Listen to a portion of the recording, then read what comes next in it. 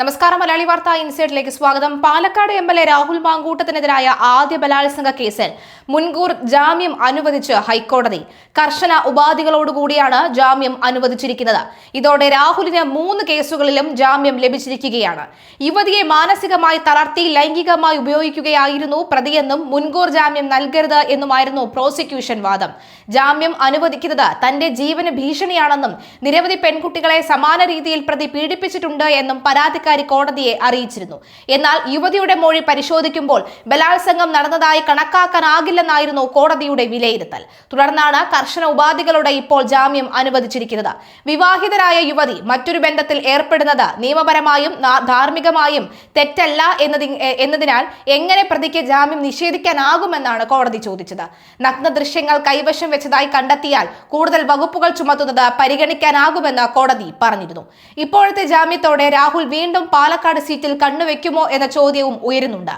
രാഹുൽ മാങ്കൂട്ടത്തിൽ കേസിലെ അതിജീവിതയെ സൈബർ ഇടങ്ങളിൽ അധിക്ഷേപിച്ച അഭിഭാഷക ദീപ ജോസഫിന് അതേസമയം കഴിഞ്ഞ ദിവസം സുപ്രീം കോടതിയിൽ നിന്ന് ഏറ്റത് കനത്ത പ്രഹരമായിരുന്നു എന്ന വാർത്തകളും വരുന്നുണ്ട്. എന്തായാലും രാഹുൽ മാങ്കൂട്ടത്തിന് ഇപ്പോഴിതാ വീണ്ടും 3 കേസുകളിലും മുൻകൂർ ജാമ്യം ലഭിച്ചിരിക്കുകയാണ്. 3 കേസുകളിലെയും വളരെ പ്രധാനപ്പെട്ട ഒരു കേസായിരുന്നു, അല്ലെങ്കിൽ വളരെ പ്രധാനപ്പെട്ട വകുപ്പായിരുന്നു ബലാത്സംഗം എന്ന് പറയുന്ന ആ വകുപ്പ്. ആ ബലാത്സംഗം എങ്ങനെ നിലനിൽക്കുമെന്ന ചോദ്യമാണ് കോടതിയിൽ എല്ലാം തന്നെ ചോദിച്ചിരിക്കുന്നത്. അത് തന്നെയാണ് കോടതി മുറിക്കുള്ളിൽ, അടച്ചിട്ട കോടതി മുറിക്കുള്ളിൽ വാദം നടക്കുമ്പോൾ പ്രധാനമായും കോടതി ഉന്നയിച്ചത്. അതായത് ഒരു ബലാത്സംഗമല്ല, മറിച്ച് ഉഭയകക്ഷി സമ്മതപ്രകാരമുള്ള ലൈംഗിക ബന്ധമായിരുന്നു എന്ന് വ്യക്തമാകുന്ന തരത്തിലാണ് അതിജീവിതയുടെയും മൊഴിയിൽ നിന്ന് മനസ്സിലാകുന്നത് എന്നാണ് കോടതി പറയുന്നത്. എന്തായാലും മുൻകൂർ ജാമ്യം അനുവദിച്ചിരിക്കുകയാണ്. 3 കേസുകളിലും നിലവിൽ രാഹുൽ മാങ്കൂട്ടത്തിനെ ക്രൂശിച്ച ആ 3 കേസുകളിലും കോടതി വിധി നടന്നു. ഇനിയാണ് രാഹുൽ പറഞ്ഞ സംഭവം നടക്കാൻ പോകുന്നത്. അതായത് ആദ്യ പരാതിക്കാരിയുമായി ബന്ധപ്പെട്ട് കുറെ കാര്യങ്ങൾ തനിക്ക് പറയാനുണ്ട് എന്ന് രാഹുൽ അന്ന് അഭിമുഖത്തിൽ പറഞ്ഞിരുന്നു. പക്ഷേ കേസ് ഇപ്പോൾ കോടതി നടക്കുന്നതിന് കാരണം അതിനുശേഷം മാത്രമേ പറയാൻ സാധിക്കുകയുള്ളൂ. കൃത്യമായി നിങ്ങൾ ചോദിക്കുന്ന എല്ലാ ചോദ്യങ്ങൾക്കുമുള്ള മറുപടി ഞാൻ നിങ്ങൾക്ക് തന്നിരിക്കും എന്ന് രാഹുൽ എന്ന് പറയുകയും ഉണ്ടായിരുന്നു. അത് തന്നെയാണ് നമുക്ക് മനസ്സിലാക്കാൻ സാധിക്കുന്നത്. അങ്ങനെ പറയുമ്പോൾ നിലവിലെ സാഹചര്യത്തിൽ രാഹുൽ മാങ്കൂട്ടം ഒരു പക്ഷേ മാധ്യമങ്ങളെ കാണാനുള്ള സാധ്യത വളരെ കൂടുതലാണ്. കാരണം തന്റെ ഭാഗം ക്ലിയർ ചെയ്യാനായി ഞാൻ നിങ്ങളെ കാണും, ഹാഷ്മി നിങ്ങളെ ഞാൻ കണ്ടിരിക്കുമെന്ന് അന്ന് അഭിമുഖം നടത്തിയ ഹാഷ്മിയോട് രാഹുൽ മാങ്കൂട്ടത്തിൽ പറയുന്ന സാഹചര്യം ഉണ്ടായിരുന്നു. തന്റെ പക്കലുള്ള നിരവധി തെളിവുകൾ ഇനിയും പുറത്തുവിടാനുണ്ട്, അത് ഞാൻ പുറത്തുവിട്ടിരിക്കും എന്ന് വ്യക്തമാക്കുന്ന സാഹചര്യവും ഉണ്ടായിരുന്നു. എന്തായാലും കഴിഞ്ഞ ദിവസം സുപ്രീം കോടതിയിൽ നടന്നത് എന്താണ് എന്ന് കൂടി നമുക്കൊന്ന് പരിശോധിക്കാം. ദീപ ജോസഫിന് സുപ്രീം കോടതിയിൽ നിന്ന് ഏറ്റ കനത്ത പ്രഹരമാണ് എന്നാണ് പറയുന്നത്. ഈ വിഷയത്തിൽ അഡ്വക്കേറ്റ് ശ്രീജിത്ത് പെരുമാന നടത്തിയ നിരീക്ഷണങ്ങളും നോക്കാം. സോഷ്യൽ മീഡിയയിൽ അഭിഭാഷകർ പാലിക്കേണ്ട മര്യാദകളെക്കുറിച്ചും നിയമപരമായ നടപടിക്രമങ്ങളെക്കുറിച്ചും കൃത്യമായ സൂചനകൾ നൽകുന്നുണ്ട്. സ്ത്രീ എന്ന ആനുകൂല്യം വേട്ടയാടാൻ ഉള്ളതല്ല, സ്ത്രീ എന്ന പരിഗണന നൽകണമെന്ന ദീപ ജോസഫിന്റെ വാദത്തെ സുപ്രീം കോടതി ചീഫ് ജസ്റ്റിസ് സൂര്യകാന്ത് ചോദ്യം ചെയ്തതിനെയാണ് ശ്രീജിത്ത് പെരുമന അടിവരയിടുന്നത്. ഒരു സ്ത്രീ മറ്റൊരു സ്ത്രീയെ ഇത്രത്തോളം ഹീനമായ ഭാഷയിൽ അധിക്ഷേപിച്ചത് അക്ഷരാർത്ഥത്തിൽ ഞെട്ടിക്കുന്നതാണ് എന്നാണ് ചീഫ് ജസ്റ്റിസിന്റെ നിരീക്ഷണം. അറസ്റ്റ് ഒഴിവാക്കാൻ സ്ത്രീ എന്ന പദവി ഉപയോഗിക്കുന്നവർ ഇരയാക്കപ്പെട്ട സ്ത്രീയുടെ അന്തസ്സിനെ കുറിച്ച് ചിന്തിക്കാത്തത് ഇരട്ടത്താപ്പാണ് എന്ന നിരീക്ഷണമാണ് ഇവിടെ പ്രസക്തമാകുന്നത്.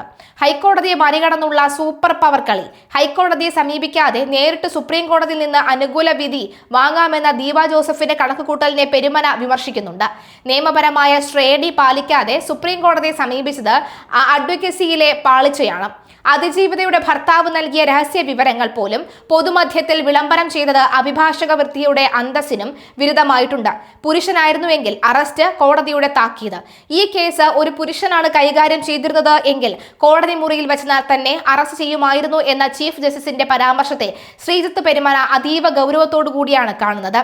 നിയമം അറിയാവുന്നവർ തന്നെ അതിജീവിതമാരെ വേട്ടയാടാൻ തിരിച്ചാൽ രാജ്യത്തെ പരമോന്നത നീതിപീഠം നൽകിയ ഏറ്റവും ശക്തമായ താക്കീതാണിതെന്നും അദ്ദേഹം വിലയിരുത്തുന്നു. വക്കീൽ നിഘണ്ടുവിലെ അശ്ലീലങ്ങൾ. നിങ്ങളുടെ നിഘണ്ടുവിൽ ഒരു വാക്ക് പോലും ബാക്കി വെച്ചിട്ടില്ല എന്ന കോടതിയുടെ വിമർശനം സൈബർ ഇടങ്ങളിൽ അഭിഭാഷകർ പുലർത്തേണ്ട മാന്യതയിലേക്കാണ് വിരൽ ചൂണ്ടുന്നത്. വക്കീൽ കോഡിട്ടും കഴിഞ്ഞാൽ ആർക്കെതിരെയും എന്തും വിളിച്ചു പറയാമെന്ന ധിക്കാരത്തിനേറ്റ തിരിച്ചടിയാണിത്. അതിജീവിതയുടെ ഭർത്താവിനെ പോലും അപമാനിക്കുന്ന തരത്തിൽ ദീപ ജോസഫ് നടത്തിയ പരാമർശങ്ങൾ ഒരു പ്രൊഫഷണലിന് ചേർന്നതല്ല എന്ന് അദ്ദേഹം ഓർമ്മിപ്പിക്കുന്നു. ഹർജി തള്ളിക്കൊണ്ട് കേരള ഹൈക്കോടതിയെ സമീപിക്കാൻ സുപ്രീം കോടതി നിർദ്ദേശിച്ചത് ദീപ ജോസഫിന് ലഭിച്ച മറ്റൊരു തിരിച്ചടിയാണ് എന്ന് ശ്രീജിത്ത് പെരുമന നിരീക്ഷിക്കുന്നു. സൈബർ ഗുണ്ടായിസത്തിന് വക്കീൽ പദവി ഒരു കവചമല്ലെന്നും ഇരകളുടെ അന്തസ്സ് ചോദ്യം ചെയ്യുന്നവർ ആരായാലും നിയമത്തിന് മുന്നിൽ സമാനമായ ശിക്ഷ അനുഭവിക്കേണ്ടി വരുമെന്നും ഈ സംഭവത്തിലൂടെ വ്യക്തമാകുന്നുണ്ട്. അഡ്വക്കേറ്റ് ശ്രീജിത്ത് പെരുമനയുടെ പോസ്റ്റ് പ്രസാധക MA ഷഹനാസും ഷെയർ ചെയ്തിട്ടുണ്ട്. ശ്രീജിത്തിന്റെ പോസ്റ്റിന്റെ പൂർണ്ണരൂപം ഒന്ന് നോക്കാം. ഹൈക്കോടതിയെ സമീപിക്കാതെ സുപ്രീം കോടതിയെ സമീപിച്ചത് സൂപ്പർ ഉത്തരവ് പ്രതീക്ഷിച്ച വക്കീലിന് സംഭവിച്ചത്. ഈ അസംബന്ധങ്ങളെല്ലാം എഴുതാൻ അതിജീവിതയുടെ ഭർത്താവ് നിങ്ങളെ ഏർപ്പാടാക്കിയിരുന്നു എന്ന് ചീഫ് ജസ്റ്റിസ് അഡ്വക്കേറ്റ് ദീപ ജോസഫിനോട് ചോദിക്കുന്നു. ഒരു സ്ത്രീക്ക് മറ്റൊരു സ്ത്രീയെക്കുറിച്ച് എങ്ങനെയാണ് എഴുതാൻ സാധിക്കുക? ബലാത്സംഗ ഇരയ്ക്കെതിരെ പോസ്റ്റ് ചെയ്ത വനിതാ അഭിഭാഷകയ്ക്കാണ് സുപ്രീം കോടതിയുടെ രൂക്ഷ വിമർശനം ഉണ്ടായത്. നിങ്ങളുടെ വാക്കുകൾ ഞെട്ടിച്ചുവെന്നും ഈ അസംബന്ധം എഴുതിയത് ഒരു പുരുഷനായിരുന്നു എങ്കിൽ ഇവിടെ വെച്ച് തന്നെ അറസ്റ്റ് ചെയ്തേനെ എന്നും കോടതി വ്യക്തമാക്കി. പ്രാക്ടീസ് ചെയ്യുന്ന വനിതാ അഭിഭാഷക ഇത്തരത്തിൽ എഴുതുമെന്ന് പ്രതീക്ഷിക്കുന്നില്ല എന്ന് പറഞ്ഞ കോടതി ഒരു സ്ത്രീയെ ഏറ്റവും അവമാനിക്കുന്ന രീതിയിലാണ് ആ ഭാഷയെന്ന് ശക്തമായി പറയുന്നതായും ചെയ്തു. ഒരു സ്ത്രീക്ക് മറ്റൊരു സ്ത്രീക്കെതിരെ ഇങ്ങനെ എഴുതാൻ കഴിയുന്നത് അത്ഭുതപ്പെടുത്തിയെന്ന് ചീഫ് ജസ്റ്റിസ് പറയുന്നു. നിങ്ങളുടെ നിഘണ്ടുവിൽ ഒരു വാക്ക് പോലും നിങ്ങൾ ഒഴിവാക്കിയിട്ടില്ല, എന്നിട്ടും നിങ്ങൾ അതിൽ ഖേദിക്കുന്നില്ല എന്നാണ് ചോദ്യം. നിങ്ങൾ എഴുതിയത് ഞങ്ങളുടെ പരസ്യമായി വായിക്കുകയാണോ വേണ്ടത് എന്നും ചീഫ് ജസ്റ്റിസ് ചോദിച്ചു. നിങ്ങളൊരു അഭിഭാഷകയായതിനാൽ അതിജീവിതയുടെ ഭർത്താവ് നിങ്ങളുടെ അടുത്ത് വന്ന് നിങ്ങളോട് വിശ്വാസത്തോടെ എന്തെങ്കിലും പറഞ്ഞിട്ടുണ്ടെങ്കിൽ ആ രഹസ്യ വിവരങ്ങൾ പൊതുസമൂഹത്തിനോട് വിളിച്ചു പറയുമോ എന്നും ചീഫ് ജസ്റ്റിസ് ചോദിച്ചു. ഈ അസംബന്ധങ്ങളെല്ലാം എഴുതാൻ ഭർത്താവ് നിങ്ങളെ ഏർപ്പാടാക്കിയിരുന്നോ എന്നും ചീഫ് ജസ്റ്റിസ് ചോദിച്ചു. അറസ്റ്റ് സംബന്ധിച്ച കാര്യങ്ങൾ പരിശോധിക്കാനുള്ള വേദിയല്ല ഇത് എന്നായിരുന്നു ജസ്റ്റിസ് ബാഗ്ചിയുടെ പ്രതികരണം. ഒരു സ്ത്രീയാണ് എന്ന് കേൾക്കണമെന്ന് ദീപ ജോസഫ് അഭ്യർത്ഥിച്ചപ്പോൾ ഒരു സ്ത്രീ എന്ന നിലയിൽ മറ്റ് സ്ത്രീകളെ കുറിച്ച് നിങ്ങൾ എന്ത് തരത്തിലുള്ള അഭിപ്രായമാണ് പറഞ്ഞത് എന്നാണ് ജസ്റ്റിസ് ബാഗ്ചി ചോദിച്ചത്. ഈ അസംബന്ധങ്ങളെല്ലാം എഴുതിയത് ഒരാളായിരുന്നു എങ്കിൽ ഞങ്ങൾ അദ്ദേഹത്തെ ഇവിടെ തന്നെ അറസ്റ്റ് ചെയ്യുമായിരുന്നു എന്ന് വ്യക്തമാക്കി കേരള ഹൈക്കോടതിയെ സമീപിക്കാനുള്ള അനുമതി നൽകിക്കൊണ്ട് ഹർജി തള്ളി. അഡ്വക്കേറ്റ് ശ്രീജിത്ത് പെരുമനയാണ് ഇത് എഴുതിയിരിക്കുന്നത്. പക്ഷേ എത്രയൊക്കെ ഹർജി തള്ളിയാലും ദീപ ജോസഫ് പറഞ്ഞ കാര്യത്തിൽ തന്നെ വ്യക്തമായി നിൽക്കുന്നുണ്ട്. ഭർത്താവിനെ ഉറക്കിക്കെടുത്തി അന്യ പുരുഷനോടൊപ്പം പോകുന്ന സ്ത്രീകളെ അല്ലെങ്കിൽ പോകുന്ന അതിജീവിതമാരെ എന്നും കോടതി അല്ലെങ്കിൽ എന്നും ചരിത്രം തുറന്നു കാട്ടിയിട്ടേ ഉള്ളൂ എന്ന് ആണ് ദീപ ജോസഫ് പറയുന്നത്. പറഞ്ഞ കാര്യത്തിൽ ഉറച്ചു നിൽക്കുന്നു എന്നും അവർ ആവർത്തിക്കുന്നുണ്ട്.